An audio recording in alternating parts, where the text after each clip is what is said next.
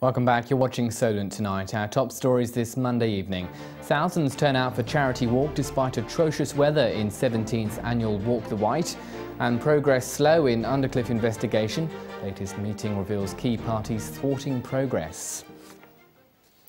It's just 3 days since mega yacht firm Palmer Johnson announced they're to open a new base in East Cowes, and already there's been a huge interest in the 65 jobs the move will create. The company is regarded as one of the world's leading luxury yacht builders, and is expected the move will bring a much welcome boost to the local economy, as Michael Coombs now reports. It's a place rich with industrial heritage. Many of the world's leading boats and hovercrafts have been built here, and now there's another company to add to the list.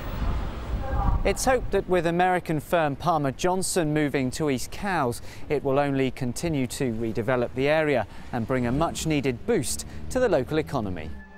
And that boost will come in the creation of nearly 70 jobs by arguably one of the world's leading builders of high-performance yachts. It's a move that's been welcomed by the Isle of Wight Economic Partnership.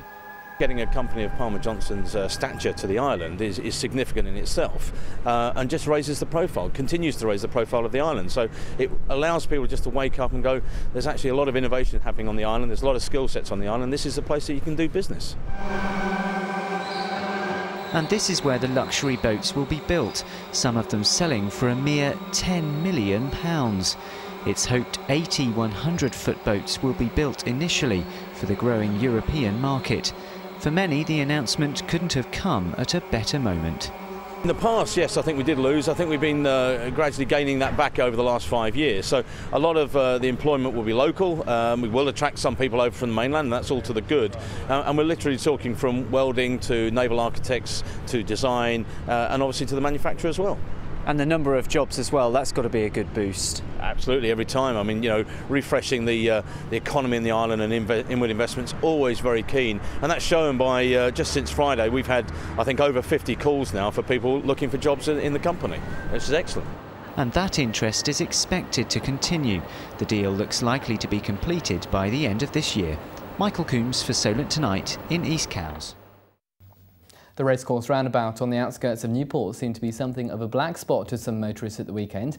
Police say a gold Vauxhall Corsa was involved in an accident at around 7 o'clock on Friday evening. No one was hurt. Meanwhile, in a separate incident, this car caught the attention of other drivers after it appeared to have been abandoned on the roundabout during the weekend.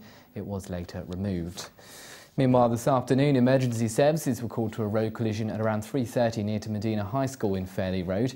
The incident involved one car which ended up on its side after colliding with a wall and mesh fence. No one was seriously injured, but recovery vehicles were called to remove the yellow Suzuki vehicle. Traffic was back to normal an hour later. Right, let's take a look at some of the weekend's main local sports action now with Duncan Smith. Duncan. Chris, thank you. Football first tonight, and one of the Isle of Wight's best-known footballers was on his way to Wembley Stadium at the weekend. Goalkeeper Joe McCormack appeared at the new stadium as a substitute for AFC Totton in the FA Vase final on Sunday afternoon. Sadly, he didn't get a chance to come off the subs bench and play in the match, but did warm up before kick-off. The 29-year-old from East Cowes training with teammate Ian Brunchweiler, who was picked to start in goal. That's despite McCormack's heroics in the FA Vase semi-finals when he saved 2 penalties to help Totton reach Wembley. Now, the Stags took the lead in the first half of the final, but later missed other good chances to score. They eventually lost 3-1 against opponents Truro City. Regardless of the result, it was an occasion to cherish for McCormack and his footballing family. Very proud to be here. Great sight, walking up Wembley Way, brilliant. You know, I know he's just phoned me, and I know he's on his way now from the hotel, and he's really looking forward to it. The whole family are coming today. They're not here yet, but they're all coming to support him, and just hope I'd like to see him playing, obviously, but I know he's not playing today. He's on the subs bench. But he deserves everything he's got out of football. You know, he's dedicated himself to it. His commitment's been second to none, as everyone knows on the Isle of Wight.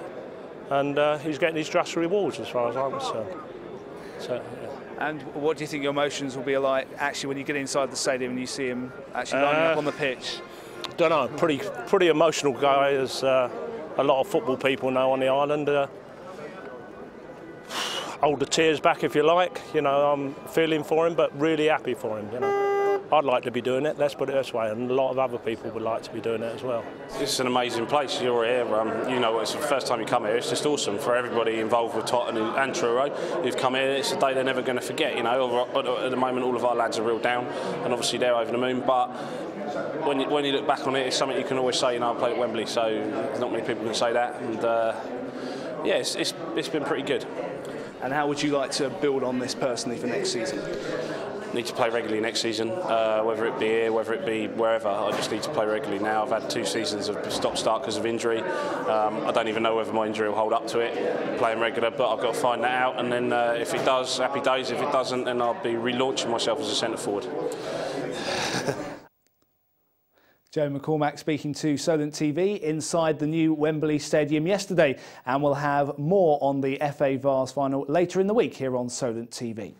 Speedway now, and rain thwarted the Whitelink Islanders' hopes of victory on Sunday. Heavy rain over the weekend in Peterborough meant the Premier League Force Championship was postponed until the 8th of July. As for tomorrow night, there's no Speedway action at Smallbrook Stadium. The Islanders are giving way to a night of 1000cc sidecar Speedway racing, which starts at 7:30 tomorrow night. Now, there was a relaxing and light-hearted finale to the field hockey season on the island at the weekend. The Isle of Wight Hockey Club staged its annual 2-day festival at Newport Victoria Recreation Ground.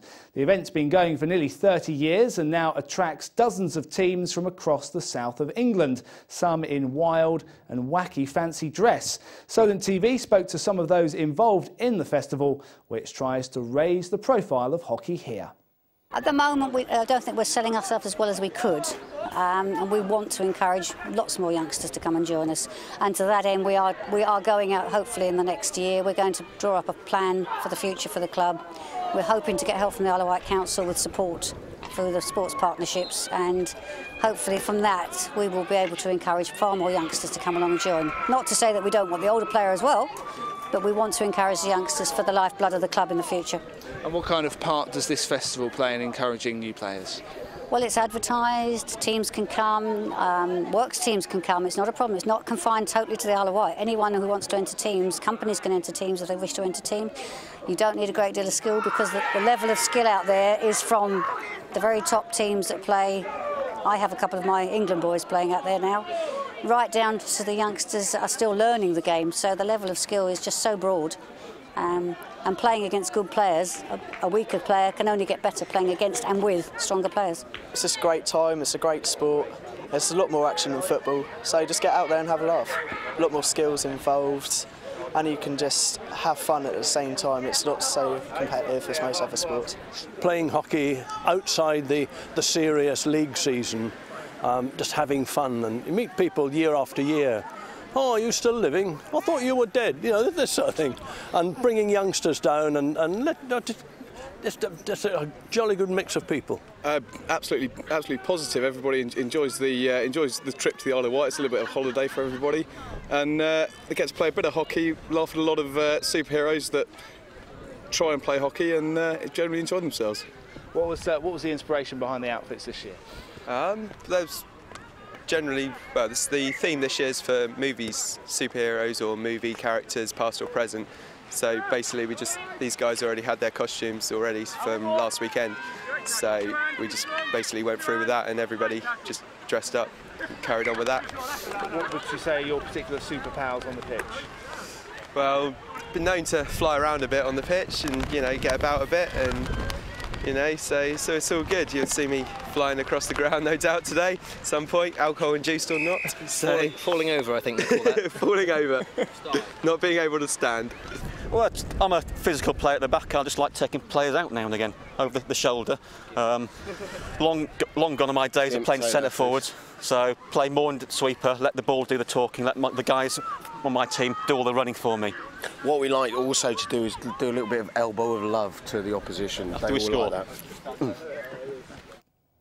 And that is all the sport we have time for now, thankfully. Probably best because we couldn't really broadcast you what the guy in the black mask had to say, but you can find more weekend results on our website, www.solent.tv, including the latest regional cricket matches involving the island's top teams. And for the latest on the Harwood's Ranno Isle of Wight Cricket League, you can go to the Isle of Wight Cricket Board's website, the address www.isleofwightcricketboard.co.uk. Sport is back later in the week with more reaction to Joe McCormack's appearance at the FA Vase final and a preview to the Isle of Wight team's hopes for the World Island Youth Games in Corsica. Chris.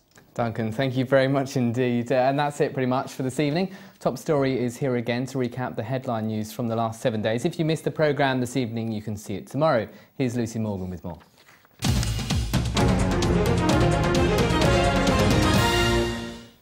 Don't forget to join me, Lucy Morgan, for Top Story, Solent TV's review of a week of headline news here on the Isle of Wight.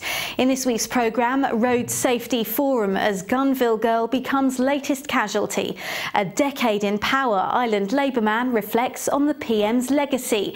And the raindrops keep falling, but Walk the Wight still made a splash. Those stories and more in Top Story every Monday evening and Tuesday morning here on Solent TV. Do join me then.